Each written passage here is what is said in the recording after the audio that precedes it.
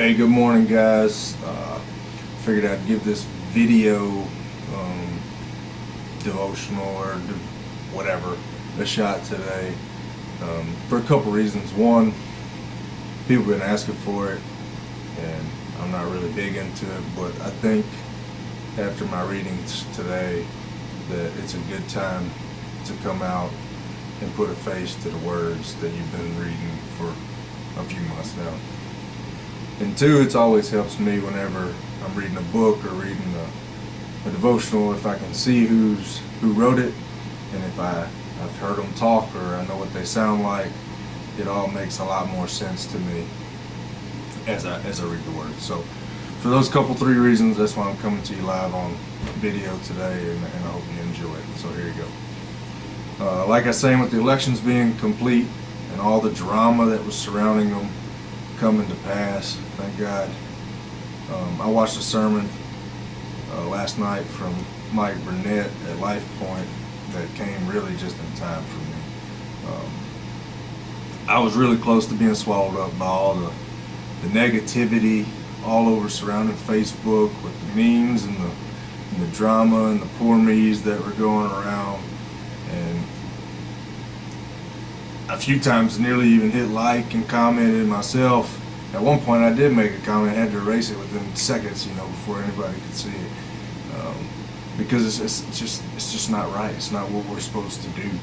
And I think the Lord spoke to me tonight and reinforced that. And when that happens, you get to experience it in words, and today you get to experience on a video. So today I make my stand, and I tell you the way that I view this, and hope you agree, hope you like it. You can let me know, as some of you do, in your comments and your messages. So, whether you're in the Army or you're in the workforce somewhere, we're always going to have a leader, or we have had leaders in our past that are just downright hard to work with. They're hard to work for. We don't respect them for one reason or another. We deem them as a bad leader, so that's generally all it takes for most people in America to not want to follow somebody. Maybe they got a bad attitude, they carry an ego, they're incompetent, they don't like you, you don't like them, whatever the case, right? So with leaders we disagree with or we don't like, how do we respond? Well, I'll speak for my following skills. I'm an outstanding and loyal follower, as long as I respect whoever I'm following. If I respect you as a man, and or a woman, and I respect the direction that you're taking the company or taking the unit, I'll follow you wherever you think we should go. But if I don't respect you as a leader and as a person, then I'm not a very good follower. And that, by far, is not the right answer, and I'm about to hit on that here shortly. And but I just want to be open with you that you're not alone in this. It's just there's different ways that we approach it. So Paul tells us in Romans 13:1, let every person be subject to the governing authorities, for there is no authority except from God, and those that exist have been instituted by God. Well, there you have it. According to this verse alone, Paul tells us that the leaders appointed over us are there for a reason. So it's our response to take it to Facebook and complain about it? Bring more people into our corner to make us feel better about ourselves, or feel better about having other people that agree with us? I don't know. In the Army, there's a saying that goes, if you don't respect me, respect my rank. I think this goes hand in hand here with these elections and the people that got put into office above us, or over us, to govern over us, rather. Whether we like them or we don't like them, we respect them or we don't respect them, it's right here. Paul's telling us that they're there for a reason. And God, who's sovereign over all, placed them there.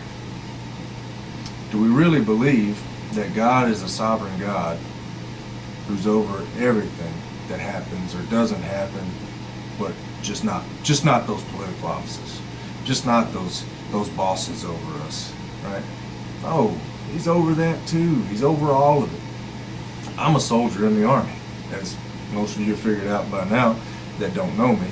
Therefore, whatever your excuse is to dislike or like the certain leader that got elected, it generally has a monetary value to you. It affects your finances one way or the other through taxes. Maybe jobs, more jobs, less jobs, whatever. To me and my family, just to give you my side, my insight, it directly affects us as people. It directly affects our livelihood in life, not just finances, but like my physical life.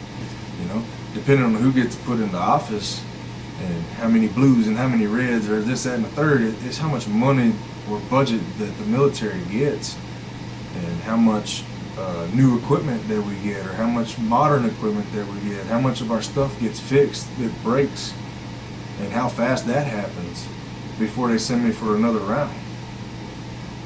So when I tell you that I'm going to go with Paul here, and I'm going to accept that God's sovereign and that God's got this, I literally am taking a stance against or for how this could affect my life or my existence. How about that? And it's okay. God's got this. God's got it. I promise. Think back to when Paul wrote this. How were things going during that era? I'll tell you how they were going. Nero was burning Christians in the streets to light his garden so that he could look out his window and see. At least our leaders aren't trying to do that yet, right? Romans 13:2 tells us, therefore, whoever resists the authorities resists what God has appointed, and those who resist will incur judgment. As a Christian leader, I'm watched. I'm watched all the time. I'm sure, just based off the friend requests alone that I get whenever I see new members come onto the group, that there's a few reasons you want to be on my friends list. Maybe one is to reach out to me later or whatever, or see what friends we have in common. But a lot of you want to keep tabs. It's okay. I'm good with it, I promise. But what I'm getting at is, I did this intentionally. I accepted this calling intentionally. It took some talks and back and forth with different ones, but I accepted it. And if you read my bio, I do this as much for myself as I do for all of you. I do this to hold myself accountable, to stay in the Word. I know that if I know that the 1,200 of you are expecting to read something tomorrow or see something, in this case with a video, then it holds me accountable to get into the Word and see what the Lord's speaking to, and see what He wants me to put in the Word or on the paper for you. So I don't know why laws and sins don't align, or why I can cheat on my spouse but not run a red light, when by law one is acceptable and one is not. I don't know why homosexuality is a sin.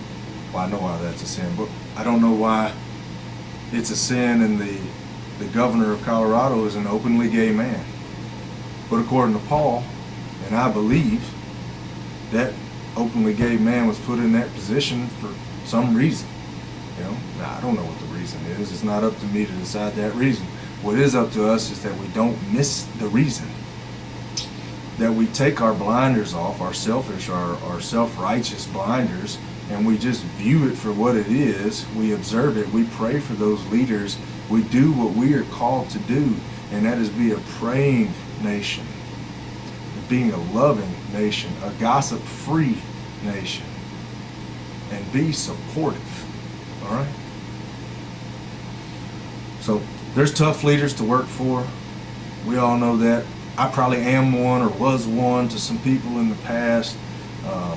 I'm sure through the years some soldiers could attest to that.